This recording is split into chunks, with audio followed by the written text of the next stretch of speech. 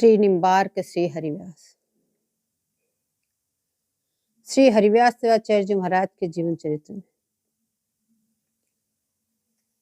अब आगे बता रहे हैं श्री रूप रसिक देवाचार्य जी। बोले हरिव्यास देवाचार्य जी महाराज के जो सिद्धांत है, जो रस है, उस रस को अवगाहन करने के लिए, उस रस की प्राप्ति के लिए आपको कुछ सूक्ष्म उपदेश दे रहे हैं, आपके हित के लिए।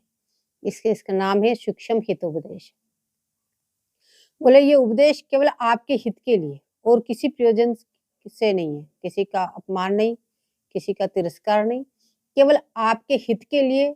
इस प्रकार से आप चलोगे तो आपको इस रस की प्राप्ति अवश्य होगी।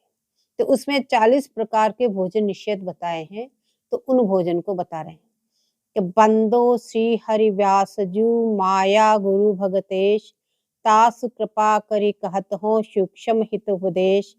ब्याह परोजन कारठो होम कनागत खाई, व्यतिपात मावस ग्रहण तुला दान मखमाई। सती द्रव्य सुत जन्म को नौतन वधु विवाही, कंकन को रन चढ़न को हरिजन लेतन ताही। चढ़ियो उतरियो देव को वारी फेर दियो दान, मूल शांति संक्रांत को आन उचिष्ट अमान। कल्प्य कुंवारी हाथ को विमुख साथ को भोज, अनन्य होय अनुरक्ति हो तो जाई भक्ति को खोज। निद्रा निंदक नीच धन भैया भूत फरेश, पीर शीरणी खाय के खोवे सुकृत जुलेश। ना विश्वासी गुरु विमुख अगि उपासी अन्य, कुष्टि दुष्टि प्रेत को लेतन कबहु अनन्य। सदा प्रेत इन में रहे जो को इनको लेत, भ्रष्ट बुद्धि हो भजन में कबहु न आवे चेत। सुनो विचक्षण कहे अप लक्षण ए 40, इन्हीं टारी पगधारी है सो पावे पद ईश।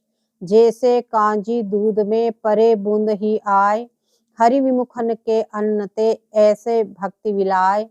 चातक की सी व्रत धरे करे न अन्य अपान, एक स्वाति बूंदी बिना सवजल खार समान।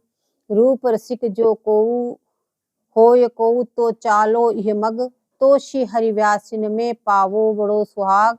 दोहा हित उपदेश के 12 कहे बनाए, रूप रसिक जन धारियो श्री हरिव्यास मनाए।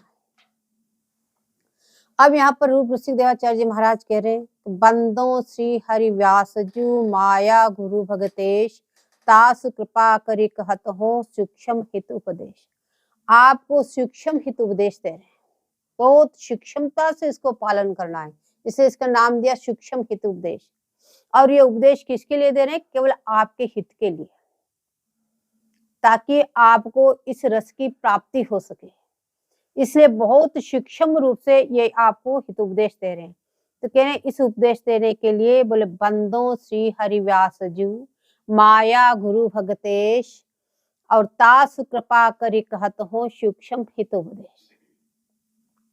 बोले उन हरिव्यास देवाचार्य जी महाराज की हम वंदना करते हैं, उनका गायन करते हैं, उनकी कृपा चाहते हैं। कौन? जो माया के गुरु है। बोले हरिव्यास देवाचार्य जी माया के गुरु हैं। बोले माया को जितना बड़ा ही मुश्किल काम है, और ठाकुर जी ने को भी उस माया को अपनी बहन बनानी पड़ी। ठाकुर जी भी गुरु नहीं बन पाए, उसको अपनी बहन बनाई। लेकिन बोले श्री हरिव्यास देवाचार्य जी महाराज का प्रताप देखो कि उसके गुरु बन गए। बोले जिनके माया गुरु है, जिनके माया चरणों में लौटती है, उनके चरण रज की वांछना करती है, बोले ऐसे हमारे गुरुदेव भगवान श्री हरिव्यास देवाचार्य जी महाराज। बोले उनकी कृपा मनाते हुए बोले आपको उस रस को अवगाहन करने के लिए कुछ सूक्ष्म उपदेश देते हैं। सूक्ष्म का मतलब यानी थोड़ा, यानी इसको इतनी बारीकी से पालन करना है, बहुत सावधानी से पालन करना है। जैसे सूक्ष्म रस, ऐसे बोले सूक्ष्म, बहुत बारीक से, अति सावधानी से आपको इन चीजों को पालन करना है। अगर इन चीजों को अति की सावधानी से अगर आप पालन करोगे तो बोले निश्चित रूप से आपको इस रस की प्राप्ति हो जाएगी। जो भजन में मन नहीं लगना, मन उच्चाटत होना, चिंतन करने बैठो अंधेरा दिखे और कुछ दिखाई नहीं दे, या चिंतन में मन न लगे, जैसे रोज कर रहे हैं वैसे एक कार्य की तरह हो गया, नए-नए उसमें आनंद नहीं आ रहा है। बोले वो सब कारण बोले इन चीज़ों का पालन नहीं करने से हो रहा है। तो आज वो चीज़ बता रहे हैं बोले आप जब इन सब का पालन करोगे, तो बोले निश्चित रूप से आपको वो सब वस्तु प्राप्त होगी। जो करते ही नहीं है उनके लिए तो कोई परेशानी नहीं, लेकिन जो करते हैं, विधि पूर्वक करते हैं, सावधानी से करते हैं, नित्य करते हैं, फिर भी उनको कुछ महसूस नहीं हो रहा, तो बोले आप पहले इन चीज़ों पे ध्यान दो। इसमें श्री रूप ऋषिक देवाचार्य जी महाराज ने 40 प्रकार के भोजनों को निषिद्ध किया है। बोले 40 प्रकार के भोजन आपको नहीं पाने। क्यों नहीं पाने? बोले इनको पाने से आपका मन चित्त बुद्धि विकृत हो जाएगा। युगल किशोर जी के चरण कमलों में नहीं लग पाया गया तो लीला उदय होना तो बहुत दूर की बात है। कि इनके पाने से जो आपके अंदर परमाणु उठेंगे वो भजन से आपको विमुख कर देंगे। तो सबसे पहले नाम ले रहे ब्याह परोजन कारठो होम कनागत खाई व्यतिपात मावस ग्रहण तुला दान मखमाई। सबसे पहले ब्याह का भोजन।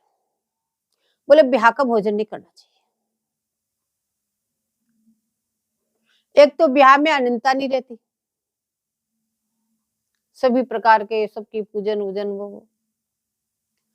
दूसरी बात, अब कहाँ तो वैष्णवों का नियम है कि वैष्णव के हाथ का ही वो अमनिया बने और वो ठाकुर जी के भोग लगे तो पाए, चाहे घर का सदस्य भी अवैष्णव है तो उसके हाथ का जल भी ग्रहण नहीं करना चाहिए। क्यों? अति सूक्ष्म भजन है ये, इसको सावधानी पूर्वक सुरक्षित रखना है, तो ये चीज भी ब्याह में नहीं हो सकती। और दूसरी, उसका जो प्रयोजन है वो भी किसी अन्य कारण के लिए, कि भगवत सन्मुख के लिए तो है नहीं, वो तो माया में ग्रसित होने के लिए ये कार्य किया जा रहा है। तो ब्याह, सबसे पहले ब्याह, चाहे आप सोच लो हमने घर में बनाया, शुद्ध बनाया, ठाकुर जी को भोग लगा रहे हैं, लेकिन उसका निमित्त ब्याह है तो बोले उसका भोजन नहीं करना चाहिए। ब्याह है प्रयोजन, फिर कह रहे हैं कारठ। ब्याह के प्रयोजन से जो भोजन बनाया उसको नहीं पाना है। फिर कह रहे कारठो।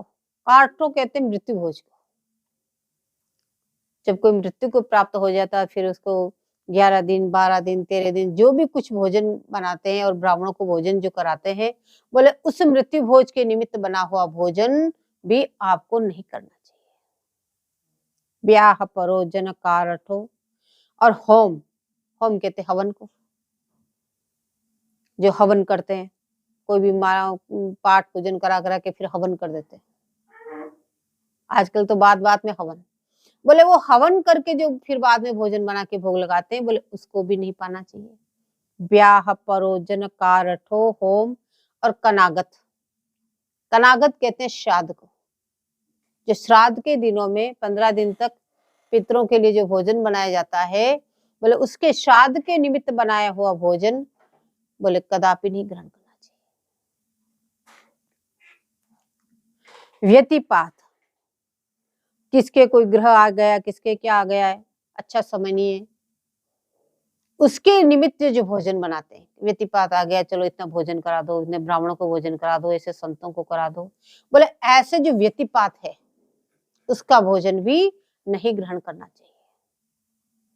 मावस, आज अमावस्या, अमावस्या के निमित्त जो भोजन कराया जाता है, बोले उस भोजन को भी ग्रहण नहीं करना चाहिए। आज अमावस्या है इसलिए इतना भोजन बना दो, ये कर दो, उनको पवा दो, उनको पवा दो, और वो जो भोजन होता वो भी बोले वैष्णव जनों को नहीं पाना चाहिए। ग्रहण, ग्रहण के निमित्त, जैसे आज चंद्र ग्रहण है, सूर्य ग्रहण है, तो दूसरे दिन उस ग्रहण के पुण्य लाभ या उसके निमित्तिक जो भोजन कराया जाता है, बोले वो ग्रहण का भोजन भी नहीं करना चाहिए।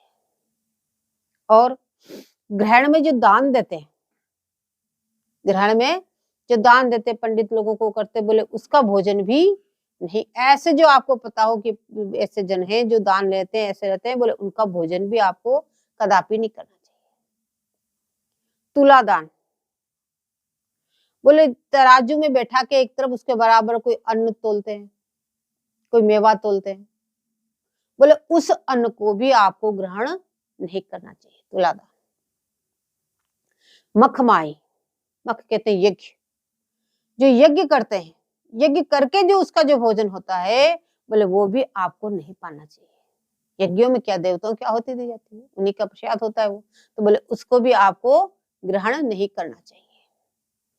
सती द्रव्य, बोले सती हो गई, उसके नैमित्तिक भोजन कराया जाता है, या सती के ऊपर वार वार के जो द्रव्य इकट्ठा होता है उसको इकट्ठा करके भोजन करा दिया जाता है, बोले वो सती का द्रव्य को भी आपको भोजन नहीं करना चाहिए। सुत जन्म, पुत्र पैदा हुआ है, उसके नैमित्तिक उसी समय भोजन कराते हैं, हमारा बेटा हुआ है, चलो सबको भोजन कराओ। उस जमाने में तो सुत जन्म यूं लिखा है कि जिसमें पैदा होता है उसी समय ब्राह्मण को भोजन कराते। अब तो हर साल हो जाता है, हर साल जन्मदिन, तो कहते हैं ये सुत जन्म का भी नहीं ग्रहण करना चाहिए। नूतन वधु विवाही, नई बहू ब्याह के आई है, बोले वो भी नई बहू आके जब रसोई बनाती है तो उसे भी कुछ पूजा वूजा करा के जो भोजन बनाया जाता है, बोले वो भोजन भी आपको नहीं करना चाहिए। कंकन को जब उसको कंकन पहनाते हैं और उसके निमित्त जो भोजन कराते हैं, उस भोजन को भी आपको नहीं पाना चाहिए। रण चढ़न को, जब शूरवीर, अब तो सेना 24 घंटा तैनात रहती, पहले राजा महाराजों के राज में जब लड़ाई करने जाते, तो शूरवीर जब लड़ाई करने के लिए जाते तो उनके पीछे उनके निमित्त भोजन कराया जाता, बोले उस समय का भोजन भी आपको नहीं ग्रहण करना है। बोले ये इतने सारे भोजन, बोले हरिजन लेतन नाही, जो ठाकुर जी के बन चुके हैं वो तो इन भोजन को ग्रहण ही नहीं करते। आगे बता रहे हैं, चढ़ियो उतरियो देव को, किसी भी देवालय में भेंट चढ़ाया हुआ उसका भोजन, उतरियो देवालय में उसके ऊपर, उस मूर्ति के ऊपर वार के फिर देवताओं के ऊपर फिर वो भोजन किया, तो चढ़ियो उतरियो देव को, और वारी फेर दियो दान, किसके ऊपर वार वार के जो दान करते हैं, बोले वो भी, और जो दान किया हुआ जो भोजन है, जैसे आप किसी के यहाँ भोजन कर रहे हैं, उसने आपको निमंत्रण दिया, लेकिन यदि वो दान लेता है तो उसके पास तो दान का ही अन्न, दान का ही पैसा है, दान की संपत्ति है, बोले उसके घर पे भी भोजन नहीं करना। मूल शांति, कोई बच्चा मूल में पैदा हो जाता है तो उसकी शांति के लिए भोजन कराते हैं। कोई भी शुभ कार्य ग्रह घर में कर रहे हो तो पहले ग्रह शांति कराते हैं, बोले उसके निमित्त जो भोजन होता है, बोले वो भोजन भी वैष्णव जनों को नहीं ग्रहण करना चाहिए। संक्रांति को, अब ये 14 जनवरी को जो संक्रांति आती है, संक्रांति के निमित्त जो भोजन बना है उसको भी वैष्णव जन को ग्रहण नहीं करना चाहिए। आन उचिष्ट, अपने युगल किशोर जी को छोड़ करके और किसी का भी प्रसाद आन उचिष्ट हो गया। अपने प्रिय प्रीतम को छोड़ करके और किसी का प्रसाद भी ग्रहण नहीं करना चाहिए। और अमान, जो इस प्रकार की मान्यता न मानने वाला हो, नास्तिक हो एक तरह से, अमान, जो अपने इष्ट को नहीं मानने वाला हो, उसके घर का भी भोजन नहीं करना चाहिए, चाहे वो अपना सगा संबंधी पुत्र ही क्यों ना हो, पिता ही क्यों ना हो, लेकिन उसके घर पे भी भोजन नहीं करना चाहिए। कल्प्य कुंवारी हाथ को, कुंवारी कन्या के हाथ के द्वारा वो निकाल के जो भोजन किया जाता है, कराया जाता है वो। और विमुख साथ को भोज, विमुख साथ कह रहे हैं जो युगल किशोर जी के विमुख है, जो ठाकुर जी के विमुख है, या अपनी उपासना के विमुख है, बहिरंग है, बोले उनके साथ में बैठ करके भी भोजन नहीं करना चाहिए। साथ को भोज कह रहे हैं, उनका आने नहीं, उनके साथ में बैठ करके भी आपको प्रसाद नहीं पाना चाहिए।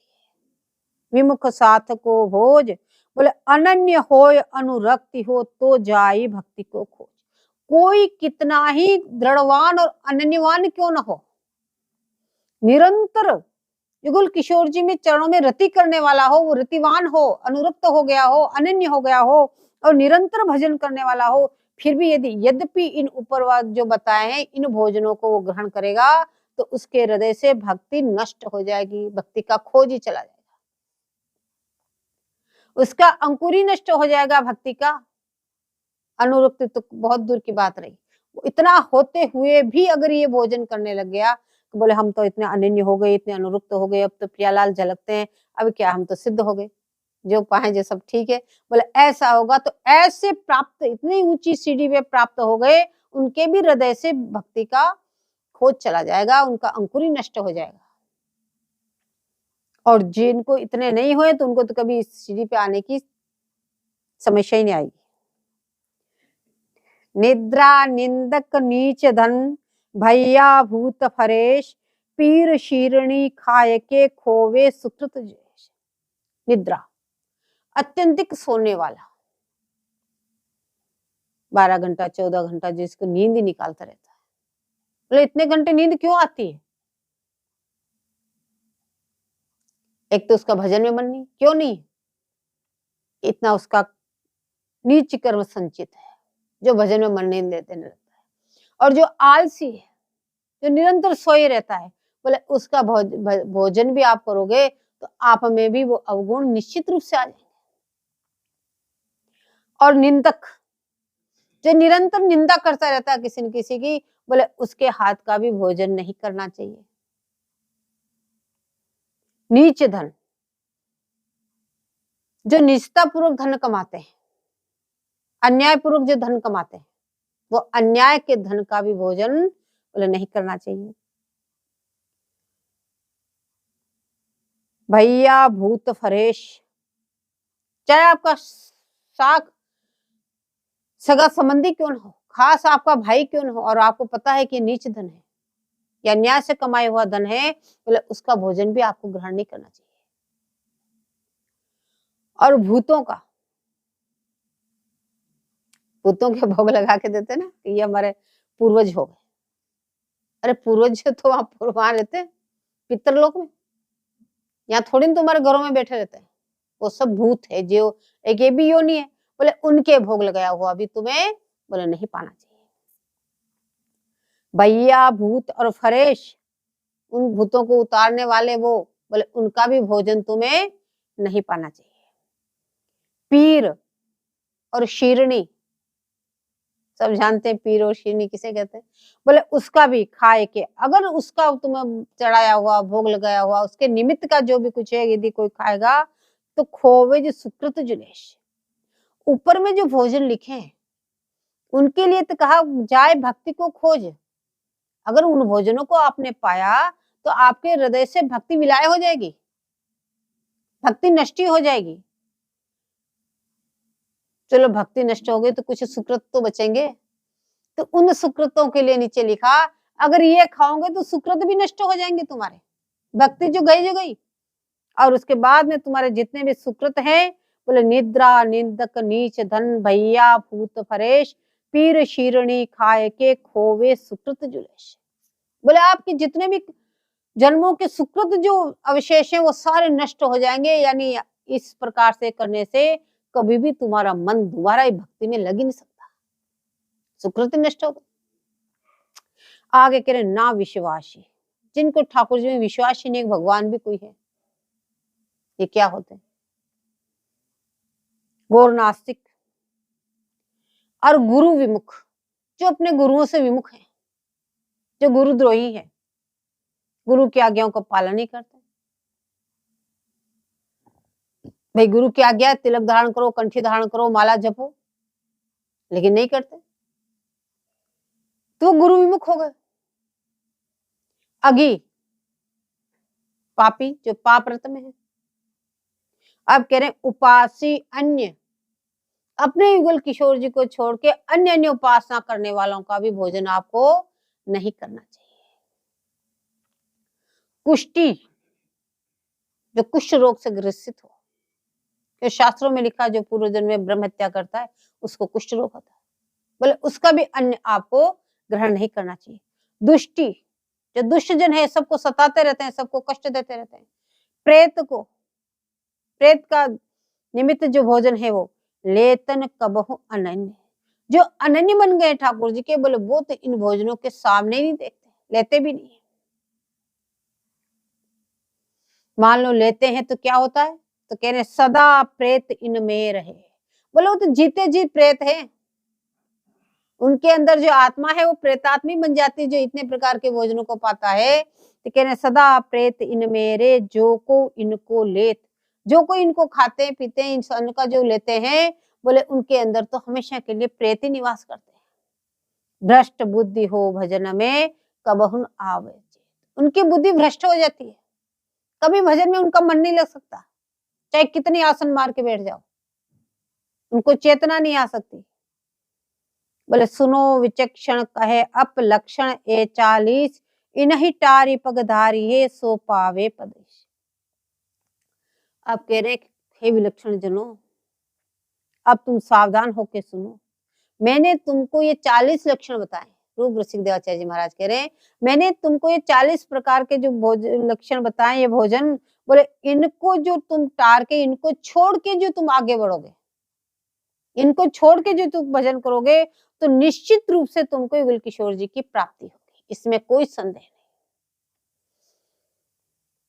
बोले परहेज बताया, किसी की रोग में परहेज हो तो उसका परहेज करना पड़ता है, तो ये आपको भजन करने के लिए इन सब चीजों से परहेज करना पड़ेगा, न तो इनके अणु परमाणु से आपका मन चित्त बुद्धि शुद्ध नहीं हो सकती और आपका मन भजन में नहीं लग सकता।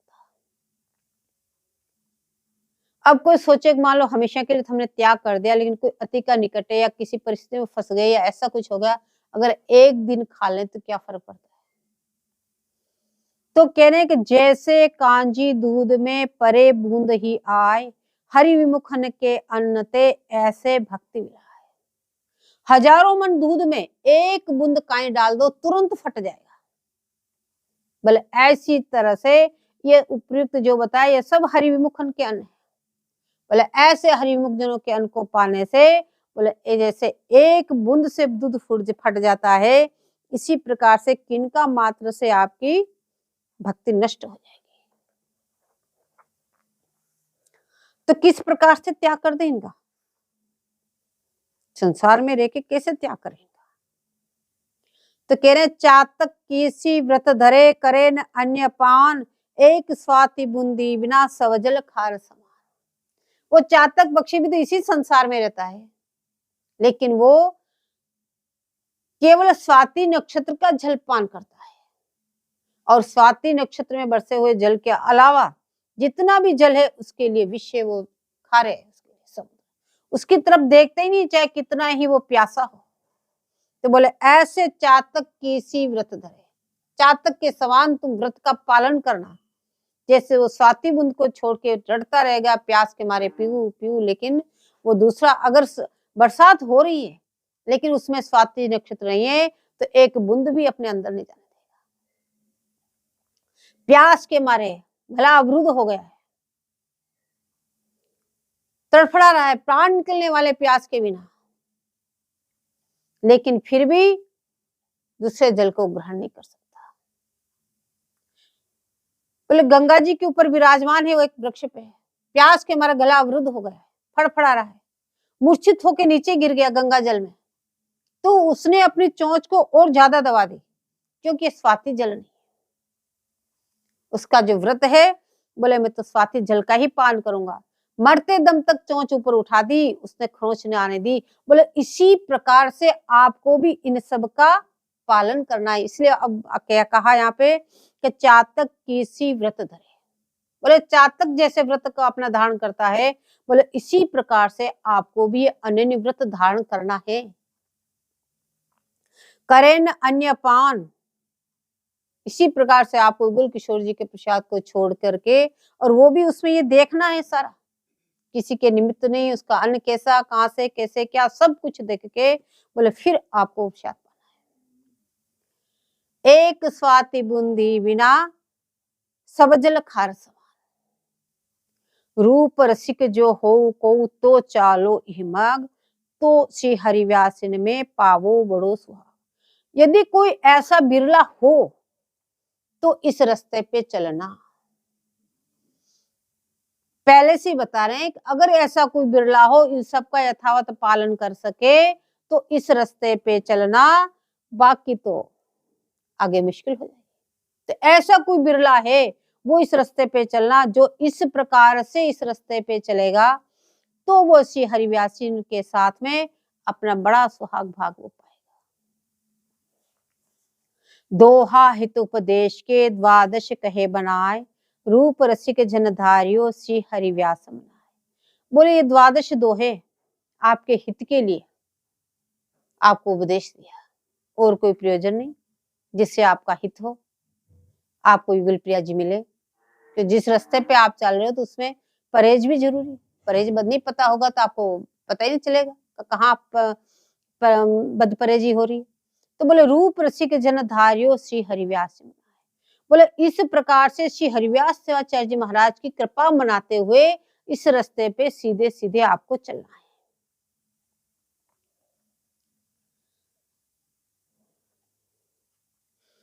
संतो हम सेवक है जाके, माया गुरु हरिव्यास देवजू चरण शरण भय ताके।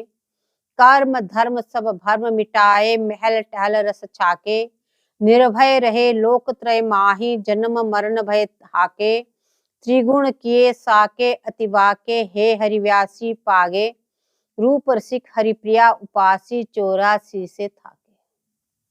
अब रूप रसिक देवाचार्य जी महाराज संतों से कह रहे हैं, संतों सावधान होकर कह रहे हैं, संतों सोचो हम किसके सेवक हैं। संतों हम सेवक है जाके, हम किसके दास है, हम किसके शरणागत है।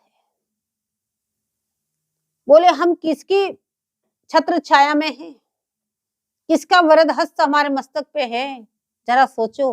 बोले कौन? माया गुरु हरिव्यास देव जी, जो माया के गुरु हैं। ये बड़ा कठिन काम है माया का गुरु बनना। बोले ऐसे गुरुदेव हमको प्राप्त हुए जो माया के गुरु हैं, जिन्होंने माया को चेरी कर ली। बोले ऐसे हरिव्यास देवाचार्य जी के चरण शरण हमने ग्रहण कर लिया। बोले फिर किस बार का भय है? बोले निर्भय होकर आचरण करो। किस बात से आप भयभीत होते हैं? कर्म धर्म सब भर्म मिटाए। बोले उन आचार्य चरणों ने, श्री हरिव्यास आचार्य जी महाराज ने, जो माया के गुरु हैं, उन्होंने हमारे जितने प्रकार के कर्म धर्म, जितने प्रकार के भ्रम थे हमारे हृदय में, बोले सबको नष्ट कर दिया। और क्या क्या? इन सब से छुड़ा करके बोले युगल किशोर जी की महल की टहल प्रदान कर दी। महल टहल रस छाके। बोले महल की टहल करते हुए उस रस में डुबो दिया। और निर्भय रहे लोक त्रय माही। अब हम निर्भय हो गए, संसार में नहीं, तीनों लोकों से निर्भय। कोई हमारा बाल बांका नहीं कर सकता, क्यों? हम उनके शिष्य हैं जिनकी माया भी चेरी है। तो निर्भय रहे लोक त्रय माही, तीनों लोकों में हम निर्भय हैं। जन्म मरण भय हाके। अब जन्म मरण सब दूर हटा दिए।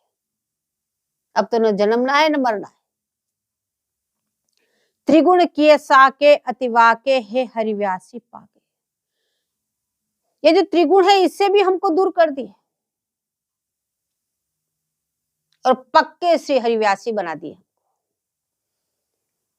रूप रसिक हरिप्रिया उपासी, 84 से थाके। इस 84 लाख योनियों में भटकते भटकते अब तो थक चुके हैं।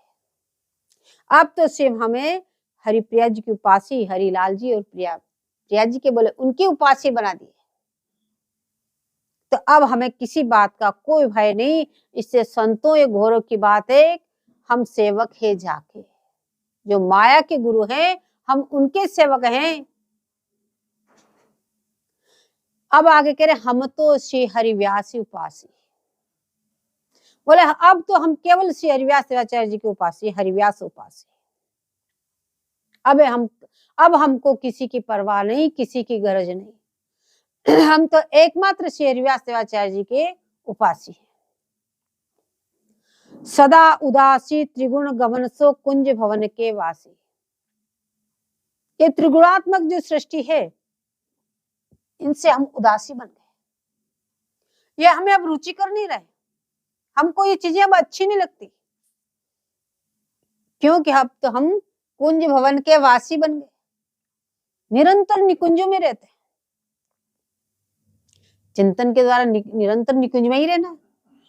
बोले तो जब आप निरंतर निकुंज में रहेंगे तो ये चीजें अपने आप ही आपको अच्छी नहीं लगेगी, उनके प्रति आप उदास बन जाओगे। उदासी का मतलब वैसे तो आप किसी से मिलना न चाहो, सर से सामने आ गए तो आप ऊपर की हंसी से उसे मिल लोगे, लेकिन उदासी उससे कहते हैं जिसको आप नहीं मिलना चाहो, जिससे ज्यादा ही कुछ ऐसा है, वो सामने आ गया तो आप अपना मुंह ही घुमा लेंगे। बोले ऐसे उदासी हो गए किसे, सदा उदासी त्रिगुण गमन सो। इस त्रिगुणात्मक सृष्टि से ऐसे उदासी को सामने आके मन खिन्न हो जाता, करे क्यों सामने पड़ा, ध्यान ही नहीं देने का उधर। बोले हम तो क्यों कुंज भवन के वासी, अगर उधर किंचित भी ध्यान हुआ तो कुंज भवन से तो आना ही पड़ेगा।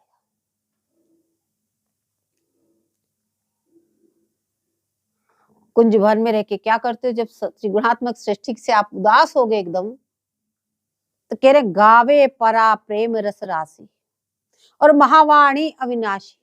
बोले निरंतर महावाणी जी का गायन करते हम, जिसमें परा प्रेम रसरास का भंडार है, रस राशि जिसमें है, बोले उसका गायन करते हैं। और दूसरी से हमें कोई प्रयोजन नहीं, चाहत ना है, क्यों हमें और कोई चीजें चाहिए नहीं।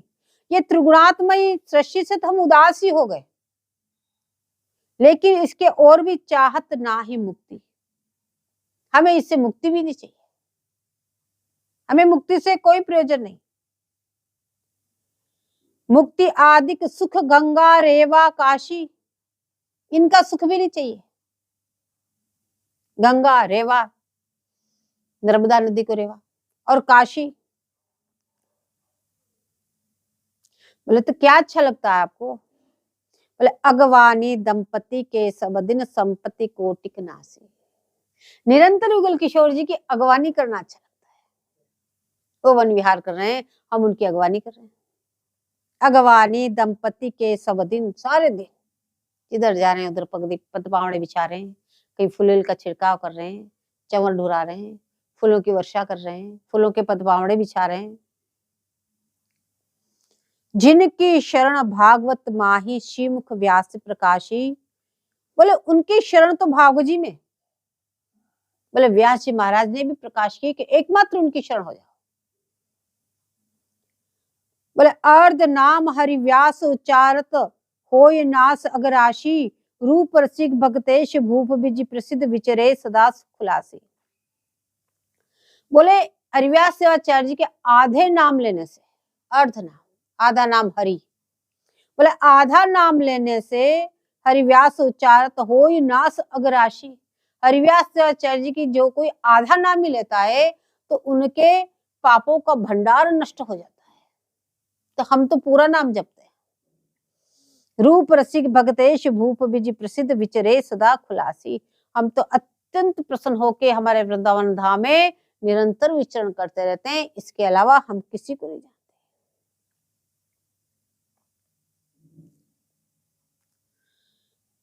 बोले यह मांगत श्री हरि प्रिय, दीजे मोहि सोय, रहु अनन्य में सदा तब पदरति हो। अब श्री हरिप्रिया जी से मांग कर रहे हैं, रूप सिंह देवाचार्य जी कह रहे हैं कि हे हरिप्रिय जी, हम आपसे एक ही वस्तु मांग रहे हैं, और जो मांग रहे हैं वही आप हमको प्रदान करिए। क्या मांग रहे हैं? यह मांगत श्री हरिप्रिय, दीजे मोहि सोय। जो हम मांग कर रहे हैं वो आप हमको निश्चित रूप से प्रदान करिए। तो क्या चाहिए? रहूं अनन्य में सदा, बस मैं जहां भी रहूं मेरे आस पास इर्द गिर्द दाएं बाएं केवल अनन्य होने चाहिए, अनन्य के अलावा दूसरा कोई होना ही नहीं चाहिए। दूसरा हो न फिर परमाणु लगे, इन सब के ऊपर जो भोजन वगैरह बताए आप बताए। तो कह रहे रहूं अनन्य में सदा तब पदरती हो, और एक आपके चरण कमलों में मेरी रति उदय हो। केवल अनन्यों के बीच में मैं सदा रहूं और आपके चरण कमलों में मेरी रति उदय हो जाए। हे हरिप्रिय जी, हम आपसे यही मांगते हैं, इसके अलावा हमें कुछ नहीं चाहिए। बोले अचल बुद्धि अनुराग सो निषिदिन गुण गाऊं, श्यामा श्याम स्वरूप सो ही माई बसाऊं। बोले ऐसी अचल बुद्धि हो जाए, यानी युगल किशोर जी के चरण कमलों में अनुराग के अलावा दूसरा किसी का चिंतन ही नहीं बने। ऐसी अचल बुद्धि हो जाए, अचल बुद्धि अनुराग सो, और निरंतर वाणी से आपका गुणानुवाद करो, गुणगान गाओ, और युगल किशोर जी के स्वरूप को अपने नेत्रों के द्वारा उस रूप छवि को अपने हृदय में बसा लो। भजन करत बिच आनुज कोई अंतर लावे, तिनको दर्श दया निधि जिन मोहि दिखावे। बोले ऐसे अनन्यों के बीच में मैं सदा रहूं, आपके चरण कमलों में मेरी रति उदय रहे, निरंतर मैं युगल किशोर जी का गुणानुवाद गाऊं और उनकी रूप सुधा का पान करते हुए उनको मेरे हृदय में बसा लो। अगर इस भजन के बीच में जो कोई बाधा देने वाला हो, जो कोई एक क्षण का भी अंतर लाने वाला कोई भी हो, तो कहने भजन करत बिचु आने जो कोई अंतर लावे, वो कोई भी हो, बोले तिनको दरस दया निधि जिन मोहि दिखावे। हे हरिप्रिया जी, मैं आपसे यही विनती करता हूँ, बोले ऐसे जनों का मुझे मुख भी मत दिखाना, दर्शन भी मत देना, पास भी नहीं आए वो लोग, ऐसी कृपा कर दो। निज दासी जू की कृपा मोह पे नितराजो, रूप रसिक विनती करे जन जान निवाजो। हे निज दासी जू, निज दासी ही तो प्यारी, हे निज दासी जू, आप मुझ पे ऐसी कृपा करो तो जो मुझे इस रस में डूबने से जो कोई अंतर लावे, या जो अनन्य न हो, मेरे भजन में जो बाधक हो, वो मेरे समीप न आए, उसका मुखड़ा ही नहीं दिखाई है, जिन मोहि दिखावे। मेरे उसका मुख भी नहीं देखना चाहता। मैं आपसे यही विनती करता हूं, इसके अलावा मुझे कुछ नहीं चाहिए। मांगना भी आचार्यों से सीखो थे, क्या मांगा? बोले ऐसे जनों को मुझे मुख नहीं दिखाना, इतनी सब विनती करके एक ही चीज मांगी है कि भजन करत बिच आने जो को अंतर लावे। अब अपनी स्थिति दे है, अगर तुम आए हमसे मिले नहीं, तुम आए हमसे मिले नहीं, वो मांग रहे ऐसे जनों को हमें मुख नहीं दिखाना।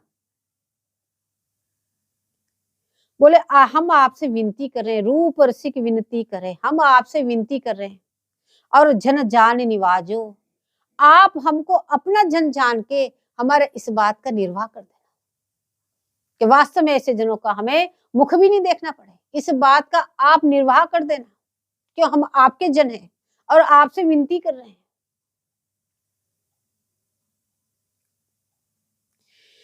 तिन्ही को अब जानियो या कली में बड़ भाग, जिनको श्री हरिव्यास के चरण कमल अनुराग।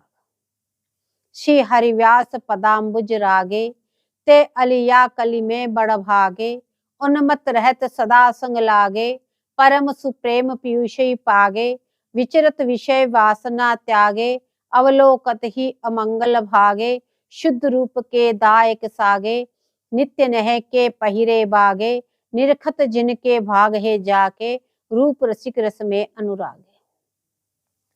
अब इस घोर कलिकाल में बोले कौन बड़ा भाग्यशाली है, तो कह रहे जो श्री हरिव्यास शिवाचार्य जी के चरण कमलों के अनुरागी जन हैं, बोले तिन्ही को अब जानियो या कली में बड़ भाग। बोले वास्तव में बड़ा भाग्यशाली वो ही है जो श्री हरिव्यास शिवाचार्य जी के चरण के कमलों के अनुरागी हैं। और अनुरागी जन कौन है? उपयुक्त 40 प्रकार के भोजन निषेध बता दिए, फिर किस प्रकार से रहना वो बता दिया, किस प्रकार से आपको विनती करनी वो बता दी, किस प्रकार से आपको रहना है। तो कह रहे हैं तिन्ही को अब जानियो या कली में बड़ भाग। अगर इस प्रकार से कोई रहते हैं, इस प्रकार से कोई भजन करते हैं, तो वास्तव में इस घोर कलिकाल में वो ही भाग्यशाली है जो श्री हरिव्यास शिवाचार्य के चरण कमलों में इस प्रकार से अनुराग उत्पन्न जिनका हो गया है। बोले वास्तव में वो ही बड़े भाग्यशाली है। बोले जिन्होंने श्री हरिव्यास शिवाचार्य जी के चरण कमलों में अनुराग उदय कर दिया। बोले हे अली, वो इस कलिकाल में बड़ा ही बड़ा भाग्यशाली है। ते अलिया कली में बड़ा भागी। और वो कैसे रहते? बोले उन्मत्त रहत सदा संग लागे, परम सुप्रेम पीयूषी पागे। वो उन्मत्त रहते हैं, कौन आया, कौन गया, कौन क्या करा, किसी की प्रकार कोई ध्यान नहीं। अपने जन आए उनसे हिल मिल के रहे, ऐसे आए उनकी तरफ ध्यान ही नहीं दिया। बोले उन्मत्त रहते सदा संग लागे, परम सुप्रेम पीयूषी पागे। बोले उस प्रेम सुधा का निरंतर पान करते रहते हैं, युगल किशोर जी के प्रेम रस में निरंतर डूबे रहते हैं। और विचरण करते हैं कैसे? विचरत विषय वासना त्यागे। किसी प्रकार का विषय, संसारिक कोई भी विषय की वासना है, बोले उसको परित्याग करते हुए, किसी में भी उनका मन नहीं। अवलोकत ही अमंगल भागे। बोले ऐसे महापुरुष जनों के दर्शन करने मात्र से आपके अमंगल जो जितने हैं सब नष्ट हो जाते हैं। शुद्ध रूप के दायक सागे, नित्य नेह के पहिरे भागे। बोले वो ही शुद्ध है,